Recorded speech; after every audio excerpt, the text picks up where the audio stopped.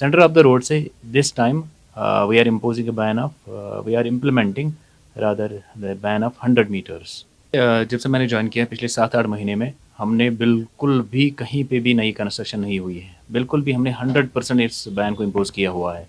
लेकिन प्रीवियसली भी बहुत सारे स्ट्रक्चर्स ऐसे थे जिनको हमने हटाया है। मैंने अभी तक यहाँ पे तकरीबन पिछले 7-8 महीनों में हमने 6 से 7 मेजर ड्राइव्स किए हैं।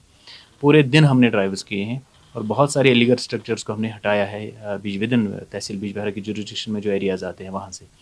लेकिन अभी भी कुछ स्ट्रक्चर्स हैं जो यहाँ पे हैं विदिन मतलब इलीगली स्ट्रक्चर रेज़ हुए हैं। लेकिन वहाँ पे हमें दिक्कत ये आ रही है कि अभी वो सब जुडिस हैं। हम चाहे वो ऑनरेबल हाई कोर्ट हैं या हमारे डिस्ट्रिक्ट कोर्ट्स हैं, वहाँ पे सब जुडिस है वो सारे।